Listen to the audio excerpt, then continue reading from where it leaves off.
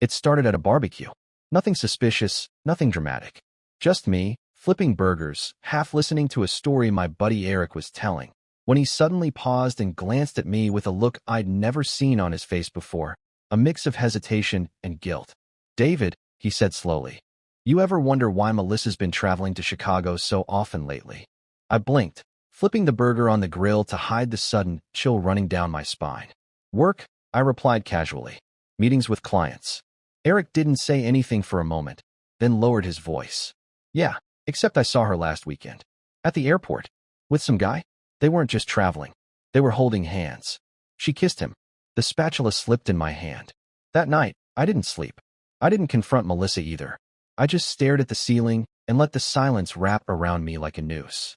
Because if it was true, if the woman I built a life with was lying to me, then this wouldn't be a simple breakup. No, I would not go quietly. I was going to let her bury herself. From that night on, I wore a mask. I smiled when Melissa talked about her upcoming work trip, nodded when she claimed late-night Zoom calls with international clients, and even helped her pack when she left for one of her so-called conferences. I kissed her goodbye at the door with all the tenderness of a loyal husband, and watched her Uber pull away with a calm that belied the war brewing in my chest. Inside, I was methodical, focused, controlled. I started with her phone. Not physically. She guarded that thing like it was the Holy Grail, but our Wi-Fi router? It logs every device, every IP, every search. I accessed it from my laptop and started building a digital map of her behavior. Late-night calls to an unlisted number. Encrypted messages. Hotel bookings under a fake email alias. She thought she was being clever. Next came the financials. I already had access to our joint accounts, but Melissa wasn't hiding the affair there. Too obvious. What she didn't know was that I had installed an expense tracking app years ago, connected to all her cards. She never turned off the sync. I started seeing charges from out-of-state hotels, spa treatments in cities she wasn't working in, dinner bills for two, signed under her maiden name. And then, the final straw, a photo. It came from Eric again.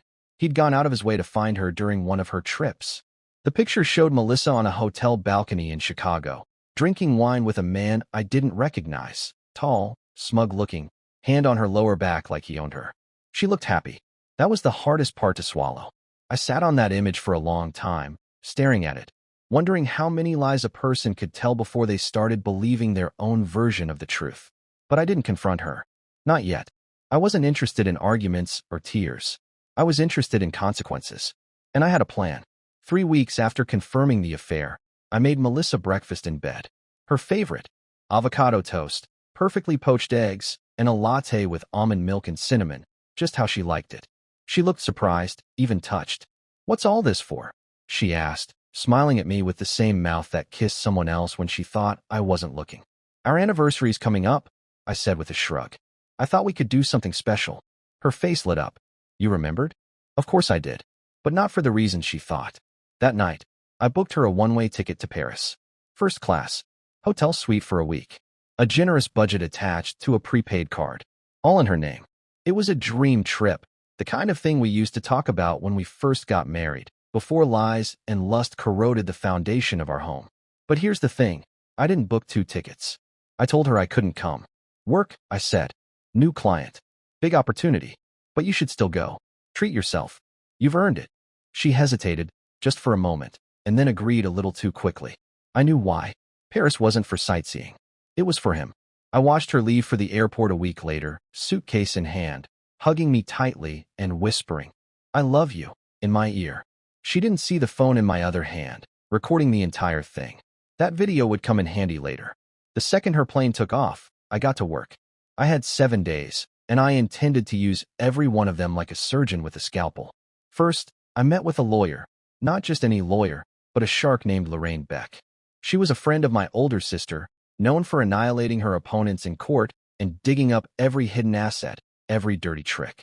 When I handed her the file I'd assembled, receipts, GPS logs, screenshots, and that final balcony photo, she didn't say anything for a while. Then she looked at me and said, "David, this isn't a divorce case. This is an execution." Exactly. While Melissa strolled the Seine with her lover, I was emptying our joint accounts, legally shifting all marital property that I could into a trust under my name. The house. It had been partially paid off with inheritance from my parents, which made it separate property, not communal. Lorraine helped me secure the title. The stocks? I'd been smart enough to keep most investments under an LLC I started 5 years ago. She'd get none of it. And the cherry on top? I sent an email to her parents. Respectfully worded. Calm. Attached with a timeline of her affair, including the Paris itinerary. Subject line. Thought you should know. By the time Melissa landed in France, her world had already started to crack. And she didn't even know it yet. Melissa texted me the second she landed. Paris is beautiful. Thank you for this. You really are the best. I stared at the screen, smiling faintly. I didn't respond. I let her think she'd won. Let her sip her wine, pose for Instagram selfies, and play the role of a loving wife abroad. Meanwhile, the wheels I'd set in motion were turning faster than she could imagine. That same afternoon, her parents called me. I let it go to voicemail. They called again, and again. Then came the text from her mother, Susan. Is this some kind of mistake? Please call us. Now. Oh no, Susan. No mistake. Just your precious daughter building her life on lies. I'd been your son-in-law for almost 9 years, and not once had I caused drama. I supported Melissa through depression, through job changes, even when she wanted to find herself, by quitting work for 6 months. I was the quiet one, the boring one. Not anymore. The next evening, I got an email from the hotel concierge in Paris. Melissa had attempted to charge a luxury dinner and massage to the room, but the card had been declined. Twice. Of course it had. I had already canceled it. Another hour passed before I got a frantic email from her personal Gmail. This time, the tone was different. David, I think there's a problem with the card. Can you check the account? Everything's not going through, and I'm freaking out. I didn't reply. Instead, I transferred the rest of the joint savings to my personal trust. All legal, all documented. Then I revoked her access to our shared Dropbox folder where she'd stored her work portfolio. That was mine too. I'd funded its creation when she was between jobs. She never even thought about ownership. I wasn't just taking her money. I was taking back my time, my sanity, my dignity. Everything she gambled away the moment she let another man into her life. By the third day of her trip, she was posting fewer photos. Then none. Radio silence. Her Instagram stories stopped. No tagged photos. No more flirty captions. I knew she'd figured out something was wrong, but I still wasn't going to say a word. Let the silence become her sentence. I didn't want an apology. I wanted accountability. And she was just getting started. By the 4th day of her romantic getaway, Melissa was blowing up my phone. Calls, texts, emails, even a video message, her eyes wide with panic, whispering frantically from a bathroom stall. David, please, I don't know what's going on. My cards aren't working. I can't reach my parents. I'm in a foreign country, and I paused it, rewound, played it again. The desperation in her voice wasn't sadness.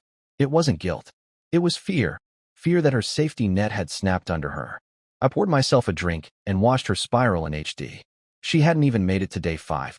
That afternoon, my lawyer Lorraine called me with a smirk in her voice. Her parents reached out, she said. Apparently Melissa tried to call them to ask for help, but they didn't pick up. Guess what they found out the same morning? What? She's been using their address to secretly redirect business funds from a freelance design job she never told you about. They're livid. I've already sent them copies of her expense reports. I leaned back in my chair. So they're on my side now. They're done with her. Her father said, and I quote, "She can rot with her French boy toy for all I care." I almost laughed. Melissa always bragged about how close she was to her parents. Always reminded me that if we ever split, they'd choose her. I guess betrayal changes people. While she wandered Paris alone, with her affair partner now allegedly mysteriously unavailable, based on her panicked texts, I was signing papers. Real estate transfers. Vehicle titles. The prenup? She voided it years ago when we refinanced the house under my name only, thinking she was being smart by removing her financial burden. Every document she ever signed with me had just become a blade in my hand. By the time she came back, she wouldn't be walking into her old life. She'd be walking into a storm of her own making. Melissa's return flight landed on a rainy Tuesday evening. I knew the exact time. I'd booked it. Still had access to the confirmation. I didn't go to pick her up. Instead, I sat on the couch in silence, sipping tea, waiting to see what she'd do next. Sure enough, around 7:43 p.m., I heard her key in the door. Or rather, I heard her try the key. The locks had been changed. David, she called, knocking harder. David, what the hell? I stayed seated. The knocking turned to banging, then yelling, then pleading. I'm cold. Just open the door. I'll explain everything. I didn't move. I let her scream into the night until the rain started soaking her through. Then I got up, walked to the door, and opened it just enough for her to see my face. She looked like a wreck, drenched, mascara smudged, suitcase at her feet. What happened to us? She whimpered. I met her eyes, completely calm. What you did happened. And now we're done. David, please. It was a mistake. No, I said evenly. A mistake is leaving the stove on. What you did was deliberate, repeated, and cowardly. She opened her mouth to argue. I closed the door in her face. That night, I slept like a stone. The next morning, she tried again. This time, I had the building manager escort her off the premises. I'd already filed the necessary paperwork. My name was the only one on the lease after the ownership transfer. Her things? Boxed and sent to her parents' house. Lorraine made sure nothing of financial value was included. Just clothes, shoes, and a printed copy of the divorce petition, stapled to the top box. Melissa had spent a week in Paris with a lover who ditched her when the credit ran out. Now she was back with no money, no support, and no place to go. And I hadn't even gone public yet. It didn't take long for Melissa to come crawling. 3 days after being kicked out of what used to be her home, she showed up at my office. I work in a secured building, so she couldn't get past the front desk. She stood outside in the rain again, poetic, really, holding a coffee in one hand and a pitiful expression in the other. She texted me, please, just 5 minutes. I deserve that. No, Melissa, you deserved 5 years of loyalty. You deserved honesty in the vows you broke. But I was in a generous mood, so I buzzed her in. She entered my office like a shadow, wet hair clinging to her face, makeup washed out. She looked older, like someone who'd aged a decade in a week. Her voice cracked as she started talking. I know I messed up. I stayed silent. I didn't plan for it to happen. I was lonely, and you were always so distant. I made a stupid decision, and I regret it. I was wrong. Still, I said nothing. I just tilted my head. That's when she did what I had expected. She threw the lover under the bus. Julian lied to me. He said he was single, that he was in love with me. But the second things got complicated, he ghosted me, blocked me. He used me, David. I almost laughed. She wanted sympathy. She wanted me to pity her now that the man she threw her marriage away for had walked out the moment the credit card declined. But I wasn't interested in her sob story. I leaned forward, finally speaking. You weren't betrayed, Melissa. You got played, because you were a player. That's what happens when liars trust liars. Tears welled up in her eyes. And don't worry, I added calmly. I've already sent your text to Julian's fiancé.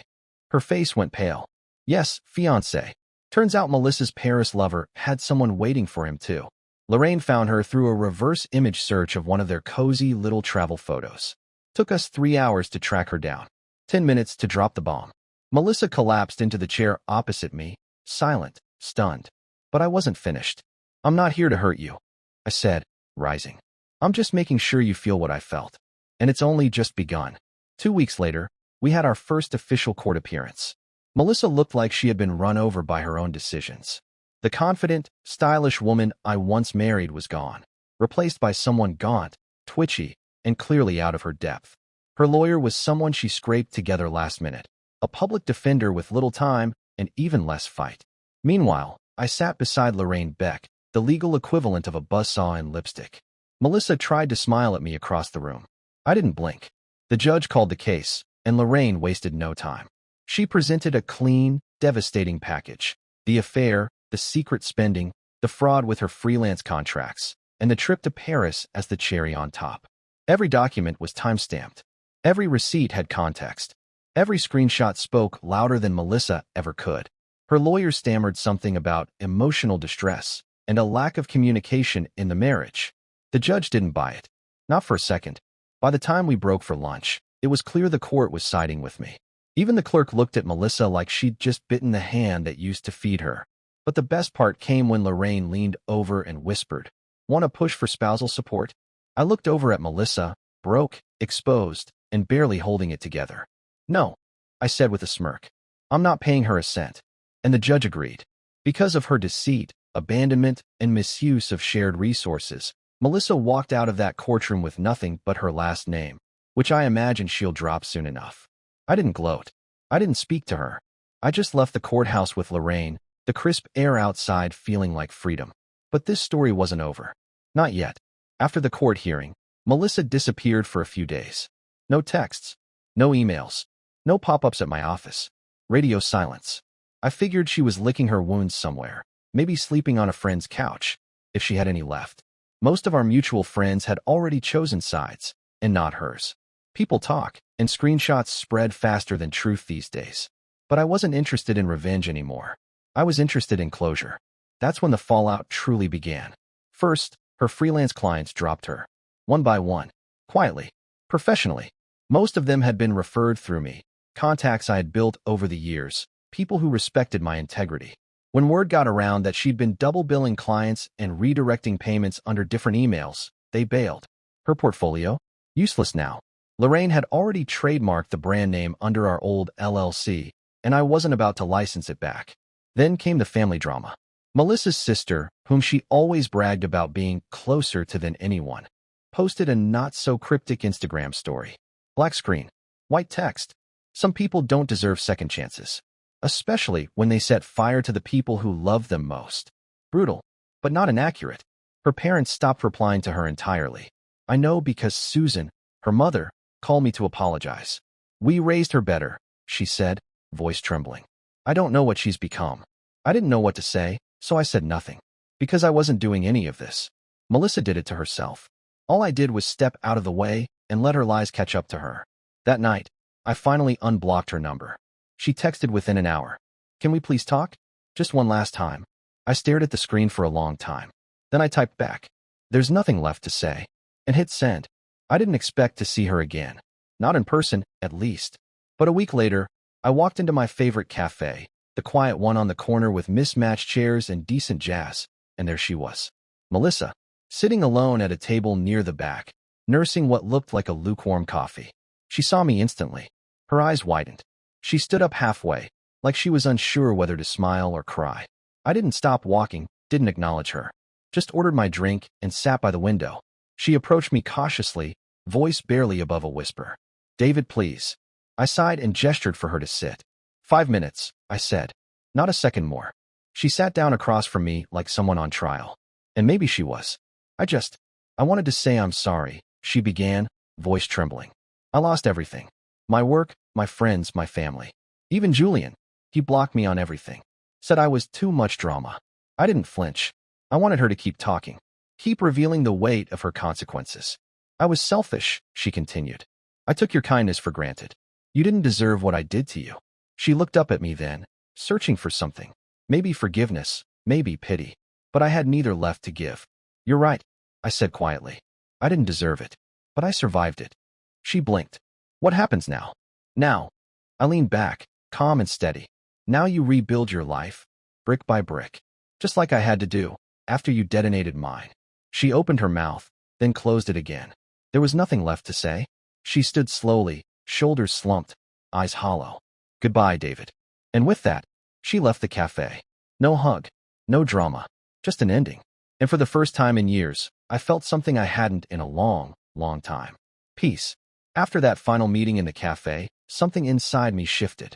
The anger that had once kept me sharp, focused, ruthless, it just faded. It was over. Truly over. Melissa was no longer a storm in my life. She was a cautionary tale. A name I once said with love, now replaced with silence. I poured myself into rebuilding. Not just my finances, but my identity. I downsized, sold the house, and moved into a smaller place across town. Nothing fancy, just mine. The first morning in the new apartment, I made coffee in silence, opened the balcony doors, and stood in the crisp morning air, watching the city wake up. No arguments. No fake affection. Just me. And peace. I started running again, something I hadn't done in years. Joined a local gym, reconnected with old friends, even took a solo weekend trip to Colorado just because I could. No explaining, no guilt trips. Just freedom. Eric, the friend who first told me, he stuck around. Bought me a drink one night and said, "Man, you handled this like a ing chess master." I smiled. Takes a lot of patience to let someone hang themselves with their own rope. He laughed, but I meant every word. Because the best revenge is never screaming, never breaking down, never giving them the reaction they're fishing for. It's building something better after they expected you to fall apart. And I was doing exactly that. A month passed. Then two. Life didn't go back to normal. It created a new normal. A better one. I wasn't checking Melissa's socials anymore. I wasn't rereading old texts or wondering what could have been. I had deleted everything. Blocked every reminder. The ghost of our marriage still lingered in odd places, an old playlist, a forgotten shirt at the back of a drawer, but they no longer hurt. They were just echoes. One evening, I got a message on LinkedIn. It was from Julian's ex-fiancée. Short, sharp, perfect. He did the same to me. Thank you for the warning. Hope you're doing better now. I smiled at that. Strange how strangers become allies when betrayal ties you together. I replied politely, wishing her well. Then I closed the app, exhaled deeply, and poured myself a whiskey. Melissa, from what I'd heard through the grapevine, had tried to restart her freelance work under a different name. But the creative world is small, and her name was still radioactive. She moved back in with her parents for a while, then out again. Someone said she was working retail now, a manager at a boutique. And honestly, I didn't care. Not because I wished her harm, but because I'd finally reached the point where her story no longer intersected with mine. She could rise, fall, love, break. I was no longer part of that equation. That's what closure really is. Not a final conversation. Not an apology. Just indifference. It wasn't planned. None of this was. I didn't expect to fall for anyone. I wasn't looking. But healing has a funny way of making room for something new when you least expect it. Her name was Claire. We met at a bookstore, one of those quiet Sunday places I'd started going to just to clear my head. She was sitting in the nonfiction aisle, laughing softly at something she was reading. That laugh, it wasn't forced or filtered through the need to impress. It was genuine, pure. I made a comment about the book. She teased me for being pretentious. We talked for an hour. Then we met for coffee. Then dinner. And before I knew it, we were walking the streets at midnight, sharing stories we never thought we'd tell anyone. She knew I'd been through hell. I didn't have to hide it. And the best part? She never asked me to rush. She didn't try to fix me. She just showed up. Again and again. And I realized something. The right person doesn't rescue you. They don't come in with a cape and erase your scars. They just sit beside you and remind you that you're still worth loving. Claire didn't replace Melissa. She reminded me that Melissa had never deserved me to begin with. And for the first time in years, I wasn't looking back anymore. Only forward. It's strange, looking back. If you told me a year ago that my marriage would implode, that I'd be left standing in the ashes of something I thought was unbreakable, I would have called you insane. But here I am, and I'm better for it. Not because of what Melissa did, but because of what I chose not to do. I didn't scream. I didn't beg. I didn't play the victim. I listened. I watched. And then I acted, with calm precision. Melissa thought she was in control, that she could lie, cheat, and manipulate without consequence. That I'd either look the other way or explode and make a mess. She underestimated me. And that's the lesson. Sometimes the best revenge isn't rage. It's restraint. It's letting them think they've won while you quietly build the exit strategy that leaves them with nothing but regret. I didn't just survive Melissa's betrayal. I used it to rebuild a stronger, wiser version of myself. And I found peace, not in payback, but in clarity. You don't always get closure with an apology or a confession. Sometimes, closure is waking up one day and realizing their chaos no longer touches your world. So, if you've been betrayed, if someone broke you and thought you'd stay broken, remember this. You're not weak for hurting. You're strong for healing. Silently, powerfully, completely. And when the time is right, you'll write your own ending, too. If you found this story powerful, hit that like button and subscribe for more real, raw, and redemptive stories like this one. Let's grow stronger together.